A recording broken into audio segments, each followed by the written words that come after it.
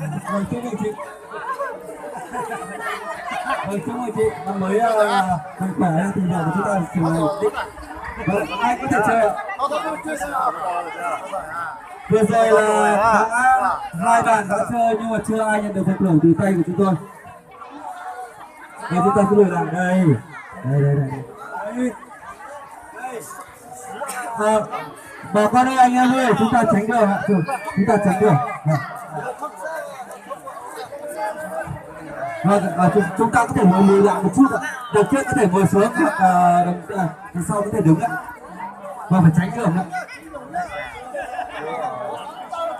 Bắt đầu. Cố lên. Hy vọng anh sẽ là người chiến thắng. Cố lên. Cố lên. Cố lên. Cố lên. Cố lên. Cố lên.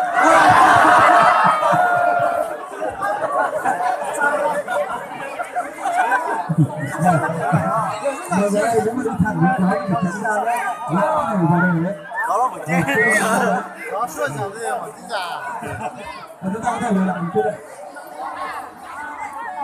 Người tiếp theo đấy ạ, người tiếp theo đấy ạ.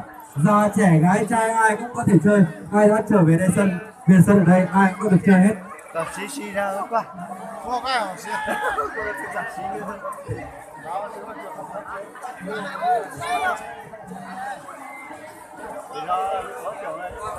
Cho chúng ta tránh đường đi ạ. Tránh đường con người chơi.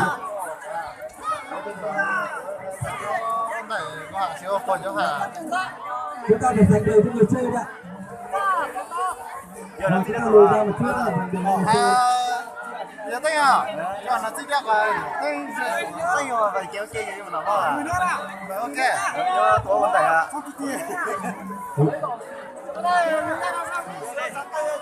Và chúng ta lùi ra rất là tích được.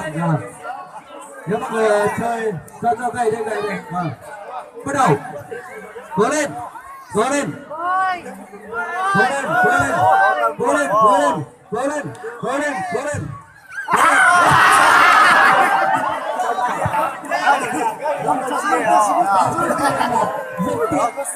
Bạn là người đi thẳng nhất đấy, nhưng mà bạn đánh làm sao không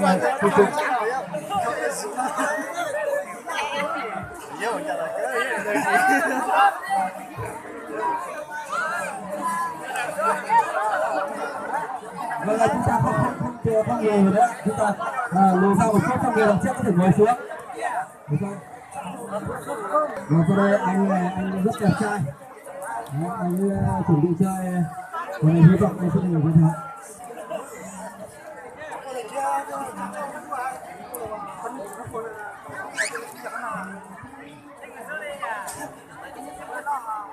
Rất là tiếng à? Bắt đầu.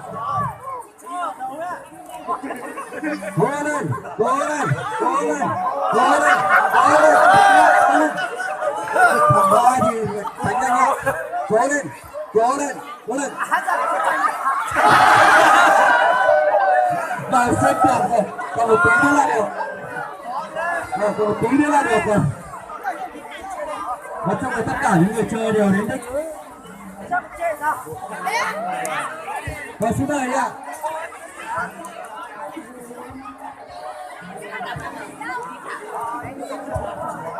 Vâng, ai về đến sân ở đây thì ai cũng có thể chơi.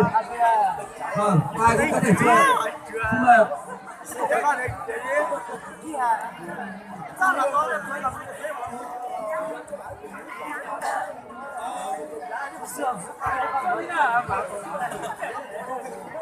Một cô gái rất là xinh, chào biết từ đâu đến người rồi nhiều tôi rất là lúc cho lại.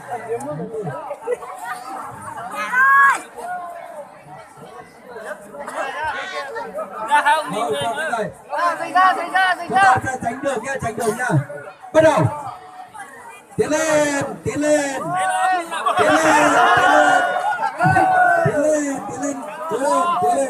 Cố lên. Có thẳng vào ai thì người hãy tránh ai nhá, không thì gõ một cái đấy. Cố lên. Hy vọng sẽ là người chiến thắng. Cố lên. Đừng khóc lên. Cố lên.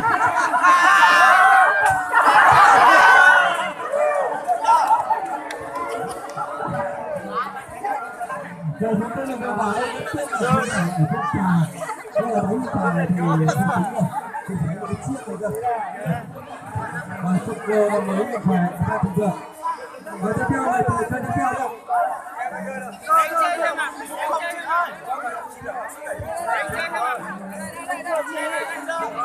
Đúng rồi à? Chơi tiếp theo đâu. Ai cũng có thể chơi. Người già trẻ nhỏ. Các anh chị lớn tuổi ai cũng có thể chơi, ai đã bị chơi ai cũng có thể chơi. Chúng ta không thường để chúng ta tránh điểm được. Nếu là ai nghe chuẩn thì nghe từ cái loa từ phát ra khá thẳng lắm. Tiếp theo cái loa kia đánh. Bây giờ có cái loa. Tùy theo mức. Nếu mà đánh trúng bằng cái xiên ngoài thì sẽ tình trạng mà đánh trúng bằng cái hướng kia.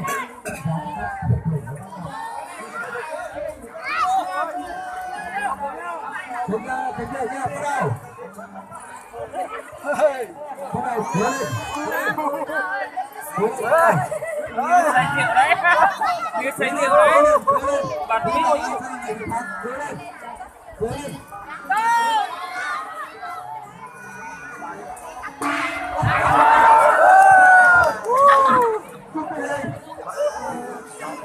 Chúc mừng anh, rất kêu anh là về chiến thắng trong cuộc chơi ngày hôm nay.